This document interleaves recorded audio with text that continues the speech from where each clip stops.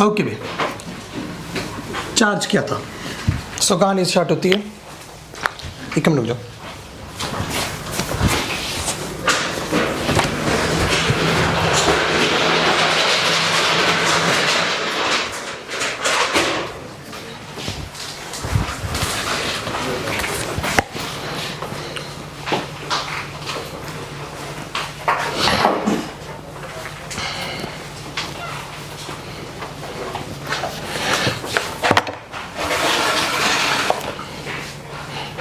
अच्छा, एक चीज़ और, मॉलिक्यूलर थ्योरी के बारे में पता है किसने बताया था? नहीं, एवोगैड्रो। ठीक है, चलो भाई। सो चार्ज की बात जो है वो स्टार्ट हो रही थी 600 BC से। BC थेल्स, पता है किसी नाम सुने? थेल्स फिलोसफर का, तब से स्टार्ट हो रही है, मतलब 600 BC, बहुत ज़्यादा साल हो गए। सो वहाँ से चार्ज की जो कहानी है वहाँ से स्टार्ट होती है। क्या हुआ था, एक पत्थर था, अगर आपको याद होगा, वो मिला। उस पत्थर का नाम क्या था? एम्बर। वो पत्थर जो है वो अगर फर के साथ रब किया जाता है तो वो पत्थर जो है वो ना फर को अट्रैक्ट करने लग जाता था, और जो चीज़ें दूसरी चीज़ों को भी अपनी तरफ अट्रैक्ट करने लग जाता है, जैसे मिट्टी या कुछ और। पहले तो लोग सोच रहे थे कि इसके अंदर आत्मा आ गई, लेकिन जो फिलोसफर्स थे वो सोच रहे थे कि नहीं यार, इसके अंदर कुछ तो एक्स्ट्रा है जिसके कारण ये चीज़ों को अपनी तरफ अट्रैक्ट करे। सो एक पत्थर, एम्बर, जैसे इमेजिन की ये पत्थर, एक बिल्ली उठाई, बिल्ली के फर के साथ रब किया, और ये अब चीज़ों को अट्रैक्ट करना स्टार्ट कर देगा। ये चीज़ दिख रही थी उनको। ओके, इसके बारे में स्टडी चलती रही। पहली बात तो ये चीज़ तो क्लियर होगी कि कुछ साइंटिस्ट है, उन्होंने अभी तक नाम तो पता नहीं लग रहा था इसको नाम क्या बोले। ठीक है, चार्ज नाम है, वो बहुत लेट आया था। इनफैक्ट अगर मैं बताऊँ, मैंने कुछ डाटा लिखा हुआ है। सो पहले जो ये इफेक्ट है, इसको नाम दिया गया था एम्बर इफेक्ट, क्योंकि एम्बर के अंदर आ रहा था। अब किसी को ये नहीं पता था कि चार्जेस हो रहे एक दूसरे को अट्रैक्ट करें। एंटर करते हैं ईयर 1500 में।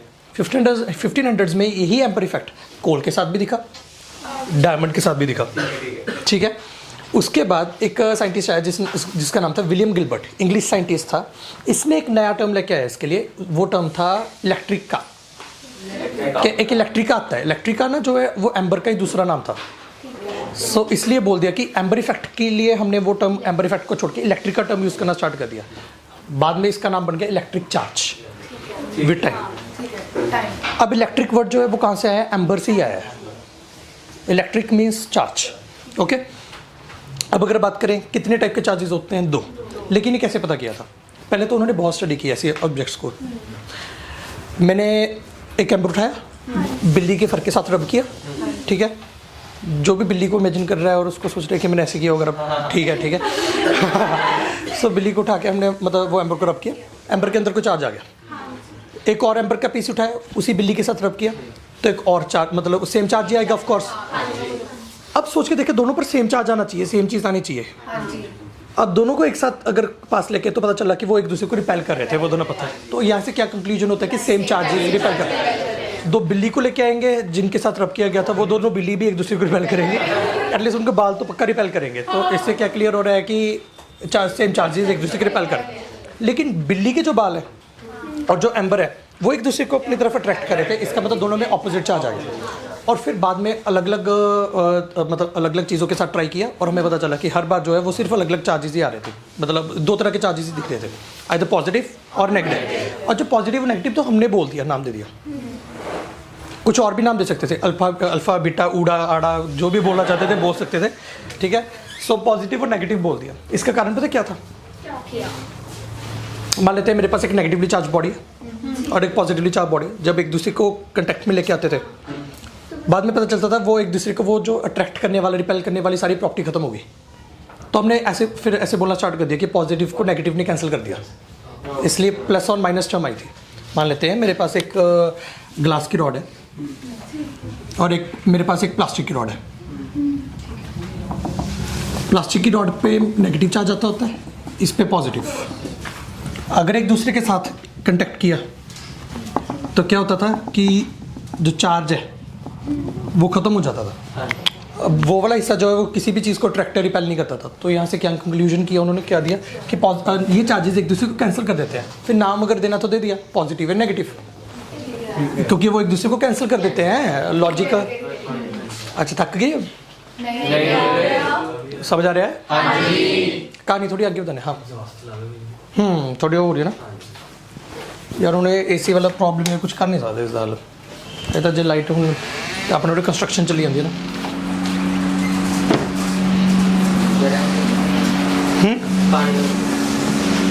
एक तो यार बाले वीक हो यार कमजोर अद्धे तो मैं आई नहीं समझ आता थोड़े नालों वध तो मैं बोल रहा मेरी बैंड बजी पई है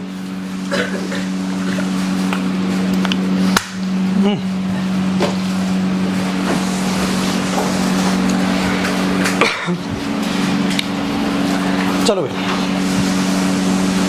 hello hello hello hello hello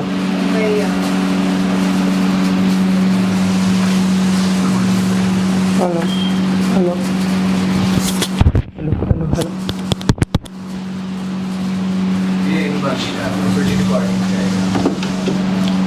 मैंने रिकॉर्डिंग नहीं मैटर कर दिया पूरे प्रिंस भी होश होके गिर जे उस तो बैटर है मतलब मैंने रिकॉर्डिंग मैंने मैटर नहीं कर दी मैं मसा मसा साढ़े को 94% वाले बच्चे मिलते हैं ओके एक मिनट रुक देना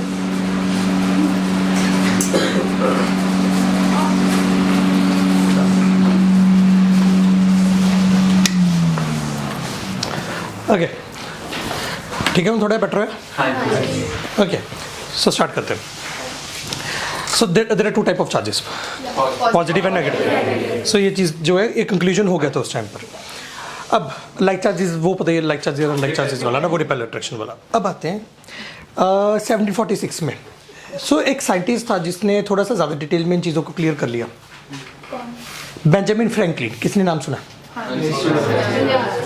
पतंग वाला एक्सपेरिमेंट उसने एक चीज़ नोटिस क्या की कि चार्जेस जो होते हैं ना वो फ्लो कर सकते हैं अगर मटेरियल होता है कंडक्टर तो उसके अंदर वो चार्जेस जो है वो फ्लो कर सकते हैं वो पतंग वाला एक्सपेरिमेंट हुआ था बड़ा फेमस एक्सपेरिमेंट था वो पतंग को लेकर जब बिजली मतलब वहाँ पर क्या नाम हो रहा था ना थंडरस्टॉर्म हो रहा था थंडरस्टॉर्म क्या था कि वहाँ पर मतलब स्पार्क्स दिखते थे हवा में और स्पार्क्स यहाँ पर ज़मीन पर भी दिखते थे कब दिखते थे जब दो चीज़ों को चार्ज कर लिया तो वो एक दूसरे के पास लेके आते हैं तो वो एक स्पार्क दिखते थे अच्छा कभी सर्दियों में कभी आप बैठे होते हो तो देखा है वो जो कंबल होता है जो आप लेते हो उसके अंदर थोड़े से स्पार्क्स दिखते हैं और सिमिलर से स्पार्क्स सिमिलर कलर के जो है हमें आसमान में भी दिख रहे हैं अब क्वेश्चन क्या उठ रहा था यहाँ पर क्या वो वाले स्पार्क और ये वाले स्पार्क बिल्कुल सेम है ये तो स्पार्क चार्जेस से बने हुए हैं क्या वो वाले स्पार्क्स भी चार्जेस से बने हुए हैं ये एक बहुत बड़ा क्वेश्चन था जो बेंजामिन फ्रैंकलिन ने वो डील करना चाहता था और एक चीज़ है आफ्टर न्यूटन सबको ऐसे लगने लग गया कि जो चीज़ें हम अर्थ पे देख रहे हैं और जो चीज़ें स्पेस पे होती है ना वो चीज़ें सिमिलर होती है हम उनको एक फिनोमेना के साथ डिस्क्राइब कर सकते हैं सो क्या वो चार्जेस वाले फिनोमेना के साथ डिस्क्राइब किया जा सकता है इसको कंफर्म कर लिया उसने पतंग उड़ाया जब बिजली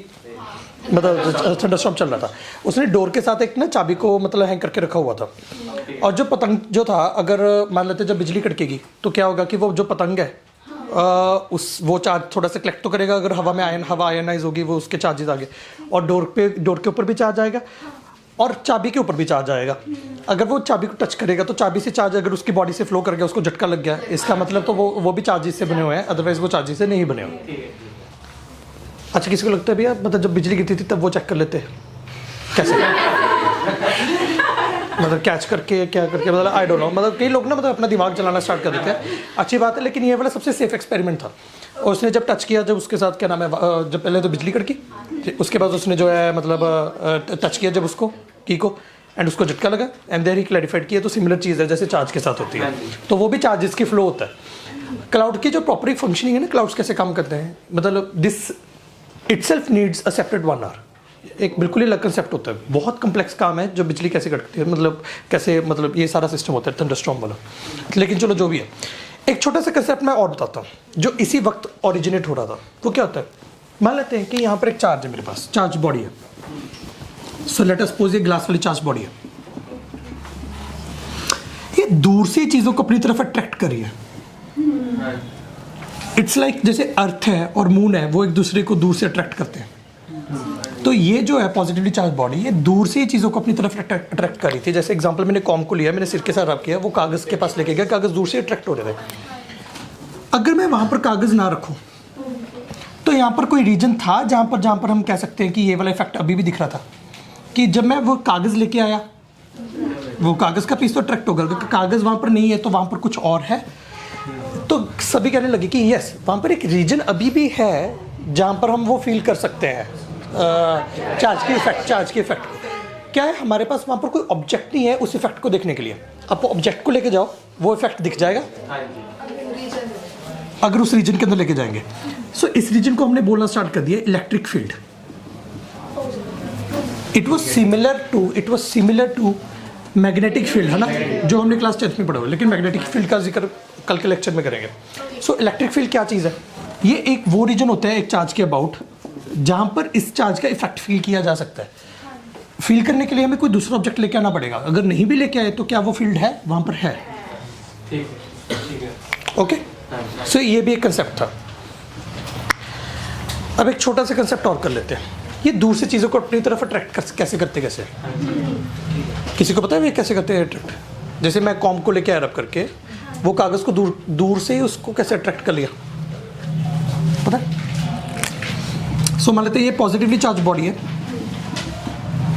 और ये कागज़ का पीस है। जब ये पॉजिटिवली चार्ज बॉडी को इस कागज़ के पीस के साथ लेके गए तो इस कागज़ के अंदर चार्जेस थे दोनों के दोनों तरह के, पॉजिटिव और नेगेटिव। क्या हुआ कि कुछ नेगेटिव चार्ज इधर आ गया, पॉजिटिव चार्ज उधर चला गया। वैसे तो मैंने बाहर बोल दिया, बाहर नहीं हुआ, ये सब कुछ अंदर ही हुआ। नेगेटिव चार्ज इधर, पॉजिटिव चार्ज उधर। और जब ये इसके पास लेके, यहाँ पर नेगेटिव है, यहाँ पर पॉजिटिव है, नेगेटिव करीब है तो फोर्स ज़्यादा होगी, पॉजिटिव दूर है फोर्स वीक होगी और ये इसकी तरफ अट्रैक्ट हो जाएगा, क्योंकि पुल ज़्यादा मिल रही है, पुश की जगह पुल ज़्यादा हो गई थी और इसके कारण ये अट्रैक्ट हो गया। इसको हम बोलते हैं पोलराइज होना। पोलराइज का मतलब पता क्या होता है? दो पोल्स बन जाने। इस कागज़ के दो पोल्स बन गए थे, नेगेटिव इधर पॉजिटिव उधर। ये ऑलमोस्ट ऐसे ही होता है। एक ना बड़ा एक इंटरेस्टिंग सा एक्सपेरिमेंट बताता हूँ। जैसे मान लेते हैं मेरे पास एक मेटल की बॉल है, यहाँ पर मैं एक पॉजिटिवली चार्ज बॉडी यहाँ पर लेके आया एक मेटल की बॉल के पास, तो ये मेटल की जो बॉल है पोलराइज हो जाएगी।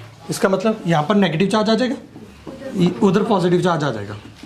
आगे मैंने क्या किया, जो ये वाला सरफेस है यहाँ से मैंने एक वायर को ज़मीन के साथ टच करा दिया। इसको हम बोलते हैं ग्राउंडिंग करना। ग्राउंडिंग का मेन मोटिव क्या होता है? जो भी चार्ज आए उसको रिमूव करना। लेकिन मैंने कौन सा हिस्सा टच कराया है? पॉजिटिव वाला। तो जो ये पॉजिटिव चार्ज है ये सारा का सारा नीचे फ्लो कर जाएगा। This is what they were observing. अगर आप बोले भाई इलेक्ट्रॉन ऊपर जाएंगे, तभी तो इलेक्ट्रॉन डिस्कवरी नहीं हुए थे। हमें तो ये पता था कि ये पॉजिटिव और नेगेटिव चार्जेस होते हैं, हमें कुछ नहीं पता था तब तक। बस इतना पता था कि अगर एक मेटल की बॉल है, उसके पास एक पॉजिटिव चार्ज लेके जाएं, यहाँ पर नेगेटिव, यहाँ पर पॉजिटिव, पोलराइज हो जाएगा। उस दूसरे वाले हिस्से को मैंने एक वायर के साथ अटैच किया और ये पॉजिटिव चार्ज को रिमूव कर दिया। जब ये पॉजिटिव चार्ज सारा रिमूव हो गया और मैंने फिर वायर को रिमूव कर दिया। जब मैंने वायर को रिमूव किया तो मैंने क्या नोटिस किया, और इस बॉडी को भी दूर ले गया। पॉजिटिव चार्ज जो आया था वो तो मैंने रिमूव कर दिया, नेगेटिव चार्ज जो है वो अभी भी था। अब ये नेगेटिव चार्ज जो है वो यहाँ पर स्प्रेड हो जाएगा, यही वाला फैल जाएगा और ये बॉडी नेगेटिवली चार्ज हो जाएगा। यानी कि polarization was a truth. Polarization होती थी। क्या कह रहे? पॉजिटिव चार्ज के में रिमूव होएगा, वी लैक ऑफ इलेक्ट्रॉन्स ਨੂੰ ਕਿਵੇਂ ਰਿਮੂਵ ਕਰਾਂਗੇ? ਮੈਂ ਤੁਹਾਨੂੰ ਕੀ ਕਹਿ ਰਿਹਾ ਹੈ, ਦੇਖੋ ਤੁਸੀਂ ਨਾ ਉਰੇ ਮੈਂ ਤੁਹਾਨੂੰ ਦੱਸ ਦਿਆਂ, ਤੁਸੀਂ ਪੜ੍ਹ ਰਹੇ ਹੋ ਫਾਈਨਲ ਪ੍ਰੋਡਕਟ। ਹੁਣ ਤੱਕ ਤੁਸੀਂ ਨਾ ਐਕਚੁਅਲੀ ਫਾਈਨਲ ਪ੍ਰੋਡਕਟਸ ਪੜ੍ਹੇ ਹੋਏ ਨੇ। ਮੈਂ ਤੁਹਾਨੂੰ ਇੱਕ ਜਰਨੀ ਦੱਸ ਰਿਹਾ। ਇਹ ਜਰਨੀ ਜ਼ਰੂਰੀ ਕਿਉਂ ਹੈ ਤਾਂ ਕਿ ਤੁਹਾਨੂੰ ਸਮਝ ਆ ਜਾਏ ਕਿ ਉਹਦੇ ਸਾਇੰਟਿਸਟ ਕੋਈ ਵੀ ਜਿਹੜਾ ਹੈਗਾ ਆਈ ਨਹੀਂ ਹੈਗਾ ਸੀ, ਰੱਬ ਨਹੀਂ ਹੈਗਾ ਸੀ। ਤੈਨੂੰ ਕੀ ਪਤਾ ਇਲੈਕਟ੍ਰੋਨ ਰਿਮੂਵ ਹੋ ਰਹੇ ਨੇ?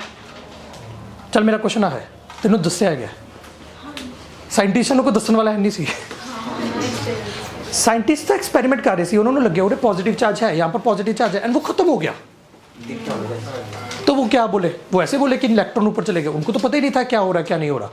उनको तो ये था कि बस पॉजिटिव चार्ज खत्म हो गया। हमें इतना पता है। नेगेटिव, इसका मतलब पोलराइजेशन हुई। जब मैं एक पॉजिटिवली चार्ज बॉडी लेके गया, नेगेटिव इधर आ गया, पॉजिटिव उधर आ गया। उन्होंने फिर एक चीज़ और भी की, यही एक्सपेरिमेंट रिपीट करके देखा, लेकिन यहाँ पर एक नेगेटिव चार्ज बॉडी को लेके आए। तो यहाँ पर क्या हुआ? पोलराइजेशन फिर से हुई। पोलराइजेशन फिर से हुई। और इसको जब मैंने ऐसे ग्राउंडिंग की, इसको ज़मीन के अंदर लेके चला गया वायर को, तब क्या हुआ कि ये नेगेटिव चार्ज सारा खत्म हो गया था। फिर जब मैंने इन चीज़ों को दूर लेके गया तो मैंने देखा कि ये बॉडी पॉजिटिवली चार्ज हो चुकी है। सो ये जो पोलराइजेशन वाला कंसेप्ट है, सबसे इंटरेस्टिंग कंसेप्ट है, तभी ये चीज़ों को अपनी तरफ अट्रैक्ट करता है। ठीक है, अब इस पे पॉजिटिव चार्ज आ गया। अब मुझे एक चीज़ ये बता दो, ये पॉजिटिव चार्ज है, इसके कारण एक आसपास एक फील्ड क्रिएट हो जाएगा, एक रीजन क्रिएट हो जाएगा। इस रीजन के अंदर अगर मैं कोई भी नेगेटिव चार्ज लेके आऊँगा वो अट्रैक्ट हो जाएगा, जो पॉजिटिव चार्ज लेके आऊँगा यहाँ पर पार्शियल मिलेगा। अगर इस रीजन से मैं बहुत दूर हूँ तो यहाँ पर कोई नहीं मिलेगा। अच्छा एक चीज़ और, जो ये फील्ड है सबसे स्ट्रॉन्ग कहाँ पर होगा? नज़दीक, और जैसे जैसे दूर दूर जाएगा जो वीक होता जाएगा। दीज थिंग्स वर ऑब्जर्व्ड, अगर बस ऑब्जर्व किया और बता दिया। अब एक चीज़ और मैं बता देता हूँ, जो फील्ड है ना, इनको भी ना रिप्रेजेंट करने के लिए हमने लाइंस ड्रॉ करनी स्टार्ट कर दी। इस फील्ड को भी रिप्रेजेंट करने के लिए उस लाइन का कुछ स्ट्रक्चर कुछ ऐसे था, डिज़ाइन। सो ये पॉजिटिव चार्ज है मान लेते हैं, तो अगर इसकी इलेक्ट्रिक फील्ड को, अगर मैं इलेक्ट्रिक फील्ड तो वैसे रीजन होगा, जैसे मान लेते हैं ये एक पॉजिटिवली चार्ज बॉडी है तो एक रीजन होगा। अगर मैं बोलूँ कि इलेक्ट्रिक फील्ड जो लाइंस है वो कैसे दिखाएंगे, वो हम यूज़ करेंगे लाइंस को इस रीजन को दिखाने के लिए। मेरे पास दो वे हैं, एक तो मैं यहाँ पर शेड कर दूँ, अगर मैंने शेड नहीं करना तो मैं क्या करूँगा, यहाँ से ऐसे लाइंस ड्रॉ कर दूंगा, और जो लाइंस है वो हमें कुछ ना कुछ बताएगा। तो ध्यान से देखो, तो ऐसे लाइंस ड्रॉ करनी स्टार्ट कर दी। ये लाइंस जो है ये इलेक्ट्रिक फील्ड लाइंस है। जैसे क्लास 10th में आप मैग्नेटिक फील्ड लाइंस पढ़ते हो, यहाँ पर ये इलेक्ट्रिक फील्ड लाइंस है और उनकी शेप कुछ ऐसे है। लाइंस टाइट कहाँ पर है? यहाँ पर चार्ज के नज़दीक, और जैसे जैसे दूर जा रहे हैं वो लूज हो रहे हैं। तो इसका मतलब जहाँ पर इलेक्ट्रिक फील्ड लाइंस टाइट है वहाँ पर तो फोर्स स्ट्रॉन्ग है, जहाँ पर इलेक्ट्रिक फील्ड लाइंस लूज है, उनकी डेंसिटी कम है, वो लूज है, तो वहाँ पर जो फील्ड है वो कम है। किसको क्लियर हो गया? अच्छा, पॉजिटिव चार्ज के लिए जो फील्ड है, फील्ड लाइंस की जो ऐसे है वो एरोज है वो दूर दिखाई गई थी, नेगेटिव चार्ज के लिए थोड़ी सी पास दिखा दी गई थी। ये चीज़ें जो है बाद में आएंगी, ये आपको करने की जरूरत नहीं है, फिजिक्स में आएंगी। जैसे एक आइडिया दे रहा हूँ कि इलेक्ट्रिक फील्ड नाम की कोई चीज़ होती है,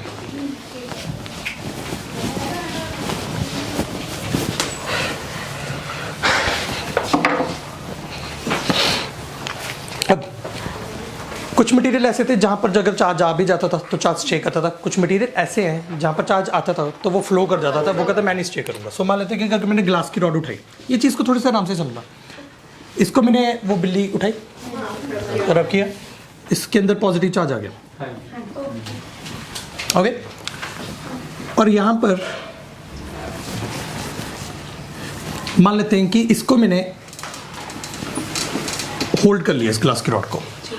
जब मैं इस ग्लास की रॉड को होल्ड करूंगा ना, जितने जितने हिस्से पे मैंने होल्ड किया था, मैंने टच किया था, जैसे मान लेते हैं कि ये ग्लास की रॉड है और मैंने इसको ऐसे पकड़ लिया, जितने जितने हिस्से पे मैंने टच किया वहाँ से जो पॉजिटिव चार्ज है वो खत्म हो जाता था।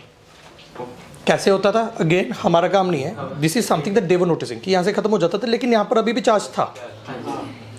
मान लेते हैं अगर मैंने एक मेटल की रॉड उठाई, ये ग्लास की थी, अगर मैंने मेटल की रॉड उठाई और वहाँ पर मैंने उसको जैसे रब किया, उसके अंदर पॉजिटिव चार्ज आ गया, लेकिन अगर मैं उसको होल्ड करता था तो मैं क्या नोटिस करता था, अगर मैंने मेटल की रॉड को पकड़ा तो पूरी बॉडी में से चार्ज रिमूव हो गया। दोनों में फ़र्क समझ रहे हो? ग्लास की रॉड को अगर मैंने टच किया तो वो साइड से चार्ज रिमूव होता था, अगर मैं मेटल की रॉड को टच किया तो वो पूरी रॉड, सो मेटल की रॉड में से, पूरी रॉड में से जो चार्ज है वो खत्म हो जाता था। इसका मतलब क्या हुआ, पहले तो यहाँ पर चार्ज खत्म हुआ, फिर ये वाला चार्ज यहाँ पर फ्लो कर गया, फिर वो खत्म हो गया, फिर वो खत्म हो गया, फिर वो खत्म हो गया। और यहाँ पर क्या होता था, सिर्फ उतने उतने रीजन में होता था और बाकी रीजन में जो चार्ज है वहीं पर रहता था। इसका मतलब यहाँ पर चार्ज फ्लो नहीं कर सकते इस मटेरियल में, इसमें कर सकते हैं। इस मटेरियल को हमने क्या बोल दिया, कंडक्टर और इंसुलेटर। और एक चीज़ और नोटिस की गई, इलेक्ट्रिक फील्ड जो है ना वो बहुत मदद करता है चार्जेस के फ्लो में। मान लेते हैं मेरे पास यहाँ पर एक पॉजिटिवली चार्ज प्लेट है और यहाँ पर मेरे पास एक नेगेटिवली चार्ज प्लेट है। अभी फिर से इलेक्ट्रॉन्स की बात नहीं करेंगे, जो चीज़ें वो ऑब्जर्व कर रहे थे वो मैं बता रहा हूँ।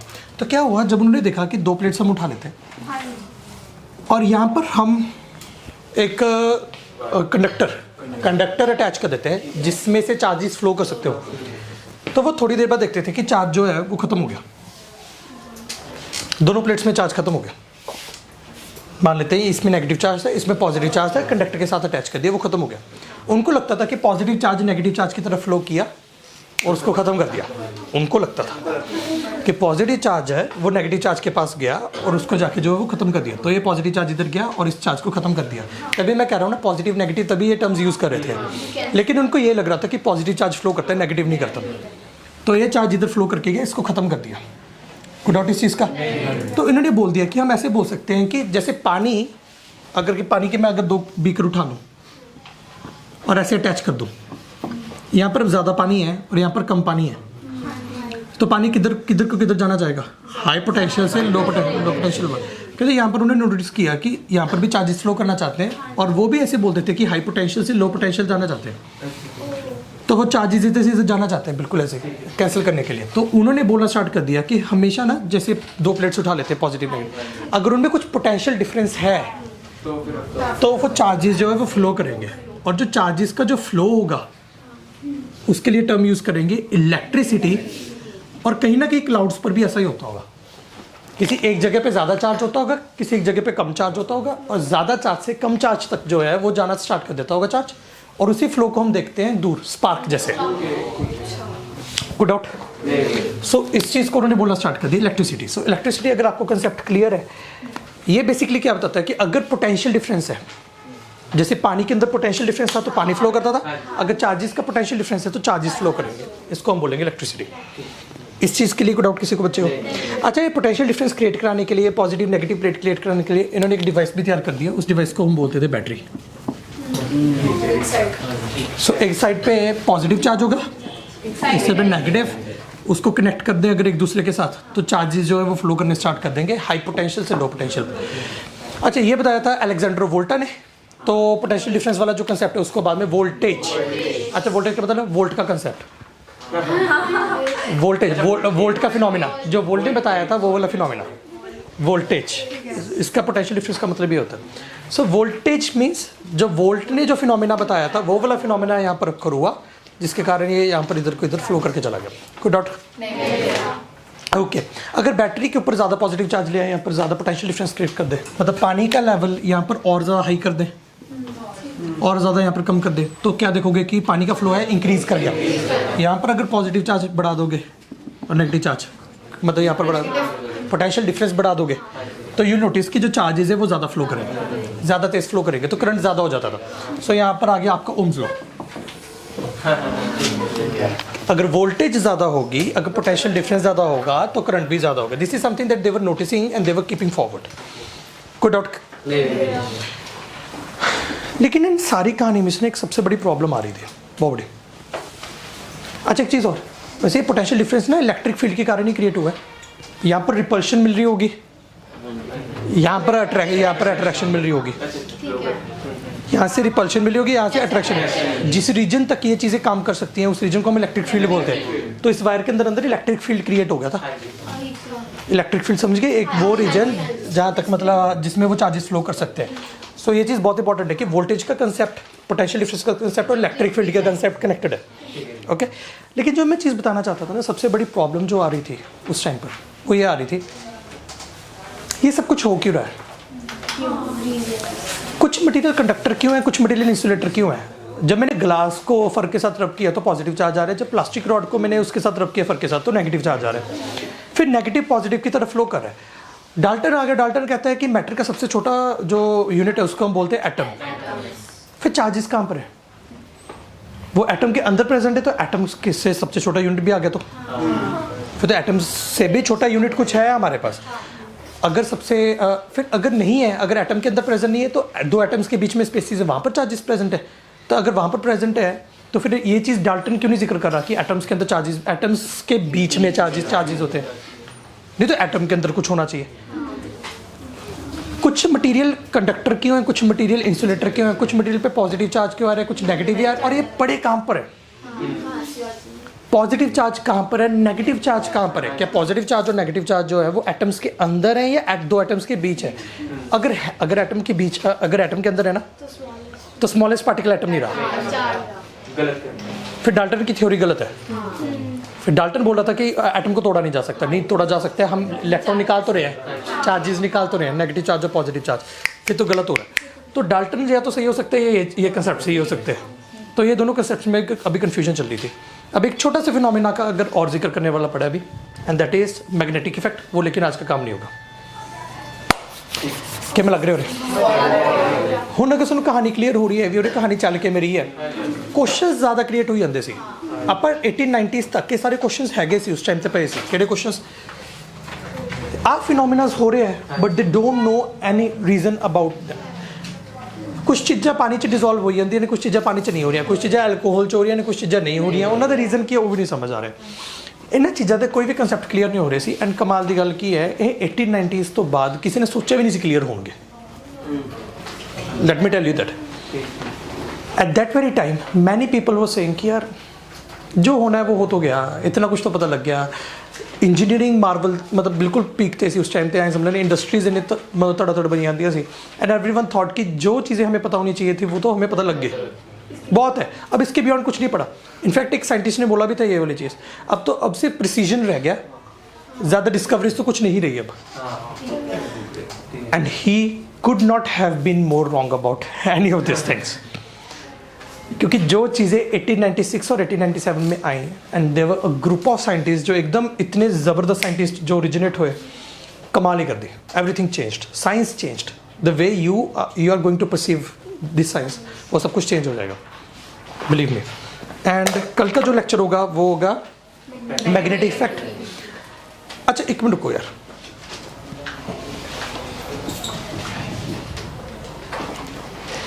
कल का लेक्चर वेव्स से होगा जो मैगनेट्स से 10 मिनट और लगा लेने। कल का लेक्चर जो है वो उससे होगा सिर्फ वेव्स से। आगे भी अगला concept properties of magnetic compass, sorry magnets, properties of magnets. अच्छा ये मैग्नेट्स वाला कंसेप्ट कहाँ से स्टार्ट होता है? आज से कई 100 साल पहले एक मटेरियल मिला, जो मटेरियल है ना वो एक डायरेक्शन में रहना चाहता था, किसी और डायरेक्शन में मूव नहीं करना चाहता था। अगर वो किसी और डायरेक्शन में लेके भी जाते वो घूम के वापस एक डायरेक्शन में अलाइन करने स्टार्ट कर देता। और वो कमाल की बात ये थी कि वो डायरेक्शन उसी साइड पे थी जहाँ पर नॉर्थ और नदर्न स्टार होता था। अच्छा। तो वो मटेरियल हमेशा नदर्न स्टार की तरफ ही पॉइंट आउट कर रहा होता था। नदर्न स्टार कहाँ पर था? नॉर्थ पे। एंड एवरीवन वाज लाइक कि यार हमें तो डायरेक्शन पता करने के लिए एक मटेरियल मिल गया। सो क्या हुआ, उन्होंने वो मटेरियल यूज़ करना स्टार्ट कर दिया अपने रथ पर। अच्छा ठीक है। कईयों ने अपने जो शिप्स बना देते तो शिप्स के अंदर वो मटेरियल यूज़ करना स्टार्ट कर दिया कि अगर हमें नदर्न स्टार नहीं भी दिख रहा बादलों के कारण, तो हमारे पास ये मटेरियल है जो हमें बता देगा कि नदर्न स्टार है किधर, नदर्न पोल कहाँ पर होगा। इस मटेरियल को उन्होंने क्या नाम दे दिया? मैग्नेट। बाद में कुछ आदमी आए, उन्होंने देखा कि जो मैग्नेट होता है ना वो लोहे से बनाया जा सकता है, और उन्होंने एक बहुत इंटरेस्टिंग एक वे भी बताया कि कैसे लोहे से हम आयरन को बना सकते हैं। लोहे के पीस को पकड़ो, जिधर को नॉर्थ पोल है वहाँ पर रख लो ऐसे पीस को, और फिर उस पीस को बहुत ज़्यादा गर्म करके उसको हैमर करना है। और ये पूरा प्रोसेस एक बुक में लिखा भी हुआ था। इनफैक्ट बहुत साल बाद मतलब हमने जब ये बुक्स मिलती थी ना, वी वर शॉक्ड कि यार ये चीज़ सबसे इंटरेस्टिंग थी कि उनको मैग्नेट बनाना आता था। टेम्परेरी मैग्नेट था ऑफकोर्स, लेकिन वो काम कर जाता था बहुत अच्छे वाला। सो उन्होंने वो मैग्नेट जो है वो बनाने का तरीका भी बताया हुआ था आयरन के साथ। वो वाला नहीं, सॉलिनॉइड वाला नहीं, आयरन। और भी सॉलिनॉइड के अंदर भी तो आयरन होता है, लेकिन आयरन को हैमर करके उसको एक पर्टिकुलर डायरेक्शन में अलाइन करके रखना है और उसको हैमर करना है। क्यों हो रहा है ऐसा उनको नहीं पता था, लेकिन ये चीज़ें बताई जा रही थी। And they were using this to find out the direction. इससे ज़्यादा कोई काम नहीं हो रहा था, लेकिन साइंटिस्ट ने फिर इस मटेरियल को स्टडी करनी स्टार्ट की कि ऐसा क्या इसमें मैजिकल सा जो हो रहा है, और फिर से वही कंसेप्ट कुछ क्लियर होते हैं। पहली बात तो ये बिल्कुल चार्जेस के जैसे अट्रैक्शन और रिपल्शन करते हैं, और इसके दो पोज होते हैं। जैसे अगर एक चार्ज सफ़ेद को उठाए, वो भी पोलराइज जब हो जाता तो उसके दो सरफेसेस आ जाते, एक तो पॉजिटिव हो जाता था एक नेगेटिव, इसके दो पोल्स आ जाते थे। और यहाँ पर भी इसके दो पोल्स होते थे, एक नॉर्थ और साउथ। और कभी भी मैग्नेट इन्होंने मोनोपोल तो देखा ही नहीं। जैसे चार्जेस तो इनको चार्जेस पॉजिटिव और नेगेटिव तो दिख जाते थे, कभी भी जो वो है मैग्नेट्स वो मोनोपोल नहीं देखा। ऐसे नहीं, सिर्फ उनको कहीं साउथ पोल कभी नहीं मिला, उनको हमेशा साउथ के साथ नॉर्थ पक्का मिलता था। और जो क्या था नॉर्थ और साउथ, और जब नॉर्थ पोल को साथ में लेकर रिपेल करते, जैसे पॉजिटिव को रिपेल करता था, और उसके बाद जो साउथ पोल है जो साउथ पोल को रिपेल करता था, और नॉर्थ और साउथ एक दूसरे को अट्रैक्ट करते थे। तो ये चीज़ें उनको क्लियर थी, क्यों हो रहा था क्यों नहीं हो रहा, ये चीज़ें उनको नहीं पता थी अभी भी। ये चीज़ सबसे इंपॉर्टेंट है। फिर इन्होंने देखा कि इसके अबाउट भी एक रीजन होता होगा, तो जैसे चार्जेस के बारे में वो बता रहे थे, वैसे मैग्नेट्स के बारे में भी चीज़ें चल रही थी कि यहाँ पर एक रीजन होगा जिसके अबाउट मतलब इसका इफेक्ट है वो फील किया जा सकता है। इसको वो क्या बोलते हैं, मैग्नेटिक फील्ड।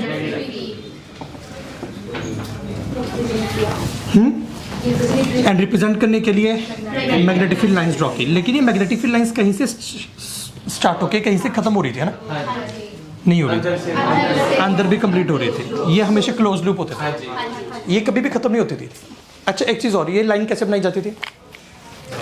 कंपास के साथ। कंपास को किस डायरेक्शन में फोर्स मिल रही है, वो डायरेक्शन पता करते करते ये लाइंस बनाई गई थी।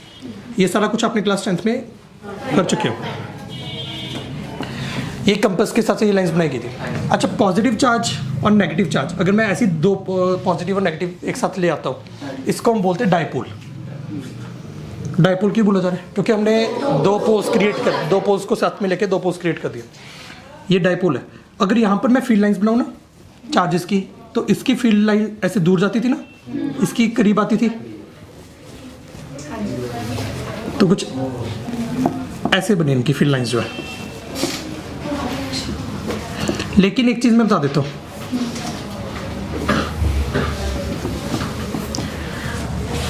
ये कोई क्लोज लूप नहीं बनाते। पॉजिटिव चार्ज से स्टार्ट हुआ, नेगेटिव चार्ज पे खत्म हो गया, लेकिन मैग्नेट जो है वो हमेशा क्लोज लूप बनाते हैं। इसका मतलब अगर मैं कंपास अंदर लेके चला जाऊं तो कंपास इधर को लाइन करेगा, और यहां पर मैं पॉजिटिव चार्ज किसी चीज के अंदर नहीं लेके जा सकता। ऐसा तो नहीं है मैं यहाँ पर पॉजिटिव चार्ज उठाया, यहाँ पर नेगेटिव चार्ज है, और मैं कंपास को मैं मतलब पॉजिटिव चार्ज को मैं देखूँ कि ओके इस पॉजिटिव चार्ज को किधर को रिपल्शन मिल रही है, इधर को। अट्रैक्शन किधर को मिल रही है, इधर को। मैंने देख लिया कि नेट इफेक्ट ना जो चार्ज है वो इधर को जाना चाहता है, तो मैंने ये एरो बना दिया। यहाँ पर पॉजिटिव चार्ज इधर को जाना चाहता है, यहाँ पर पॉजिटिव चार्ज इधर को जाना चाहता है, और मैंने ये जहाँ पर फोर्सेज लग रही थी मैंने ऐसे जोड़ दिया। लेकिन एक इंपॉर्टेंट चीज़ है, अगर मैं यहाँ पर भी रख देता था पॉजिटिव चार्ज को, इसको इधर को रिपल्शन मिलती थी, तो ये इधर को जा रहा है। पॉजिटिव चार्ज को इधर रख दिया तो यहाँ पर फोर्स मिलती थी, यहाँ पर रख दिया यहाँ पर मिलती थी, यहाँ पर रख दिया यहाँ पर मिलती थी, तो ये ऐसे बन गया। हमेशा फील्ड लाइंस पॉजिटिव से शुरू होकर नेगेटिव तक जा रही थी, वापस नहीं आ रही थी। यहाँ पर कंपास जब यहाँ पर रखता मैं, तो इधर को जाता ऐसे ऐसे पॉइंट आउट करता, और इधर अंदर कंपास अंदर को पॉइंट आउट करता, इधर को कुछ नहीं हो रहा था ऐसे। सो यहाँ पर हमेशा फील्ड लाइंस ओरिजिनेट हो रही है और ख़त्म हो रही है। यहाँ पर फील्ड लाइंस जहाँ से ओरिजिनेट हो रही है वहीं पर वापस आ रही हैं, तो यहाँ पर क्लोज लूप बना रही है। ये दोनों का बहुत डिफरेंस था। ये चीज़ें मैं क्यों बता रहा हूँ, सभी काम आएंगी चीज़ें। आज के लिए कंसेप्ट बहुत है, आज डन हो गया मैग्नेटिक वाला। कल तो आप वेव्स वाला कंसेप्ट शुरू कराएंगे, एंड वेव्स वाला बहुत मज़ेदार होगा।